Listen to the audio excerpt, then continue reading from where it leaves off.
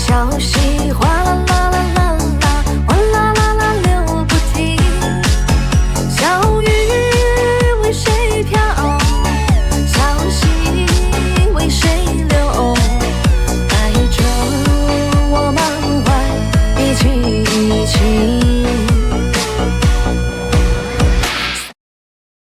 Hi, today I want to show you my software MIDI to Twinkly 1.1.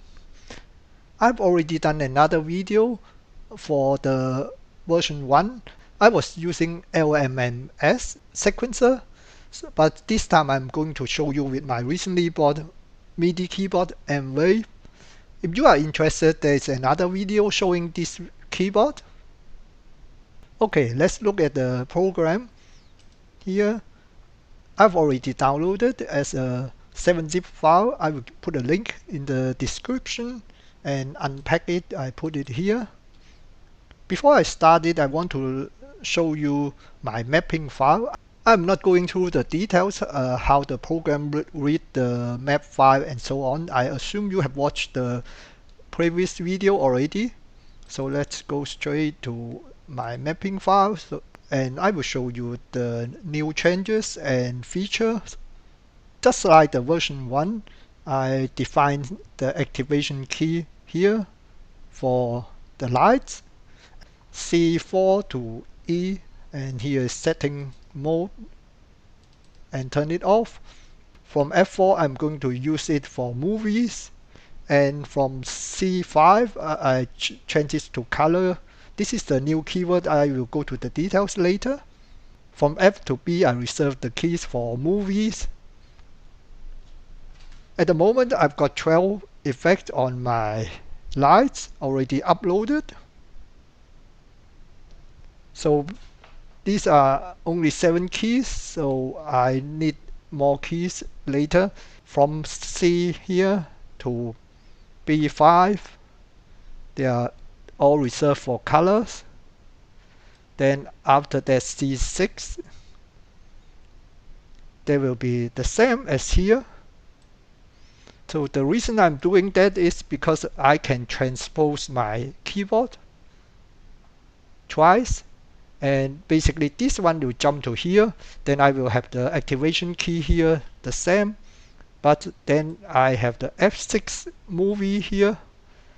So basically the movie list will continue from here until C7. Then I will get the color keys here again.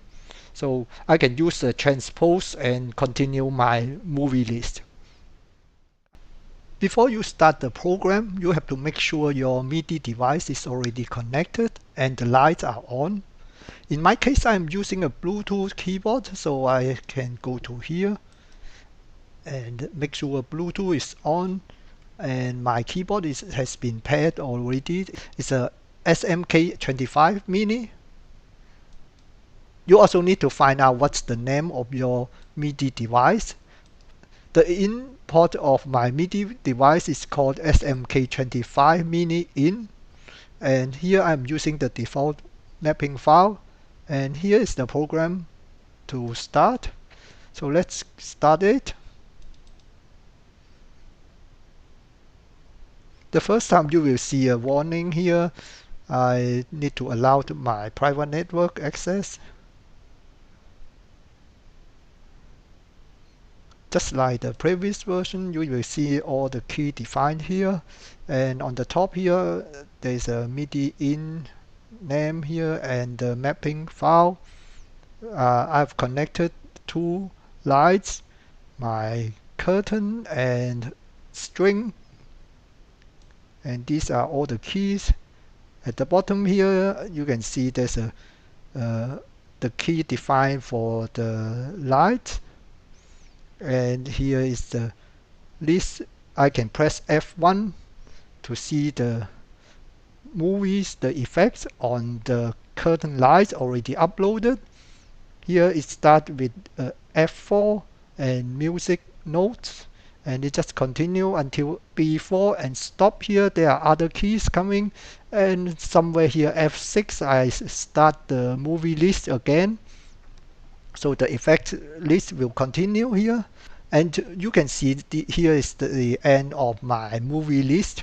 The music note is my first effect. You can see it at the bottom here. It will restart. Basically, the program will try to fill out the whole section of the movie list. Okay, let me show you the first thing I have changed in this version. Previously, I used this indicator to show the MIDI event coming in, but this time I'm going to use it to show the status of the light. When I play something in real time, I know which effect I send to which light. I changed this to display the status of the light, but there's only a problem because I allowed activation on different channel. I don't want to go to the details here. You can watch the first video, then you know what I'm talking about. So basically this one only indicates the channel 0. So my keyboard is using the channel 0. So now if I press the key here, this is a C4 string.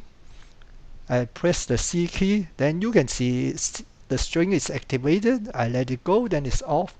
And D4 curtain, press. Then as before, if I make it a short tap, then it will stay on. Tap, it will be gone again. Now let's look at the effect here. At the moment there is effect already running. If I press the string key here, and let's change it to something else.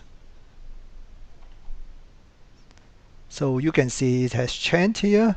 And if I put the curtain here, then change here, then you can see the curtain has changed as well. And I can hold this and change for both. So you can see it is changing both here. Let me now show you the new feature, the color keys here. I have defined them from C5 here. So if I activate the string and start pressing here, then you will see there's a red tracing effect coming. So I can change the number. I can change the color and so on. If I go to curtain here, notice the effects. Now I want to show you the colors. Yes, that's the color from curtain, and I can put it both at the same time. That's coming from both. And I also added a different feature. I can change it to color mode. For example, I change the string. This is the color mode key. Now I press the color, so it will light up the whole thing that's in the color mode. So as soon as I go back to the effect here, and now it's changed back to the tracing effect. So let's change to color mode, and now I need to activate and change color mode. So both are on color mode. Now they are flashing. I can hold it and yet. So I can change it there, there. But the software is still buggy, so be gentle with it. You can play around with that. I hope you have a little bit fun.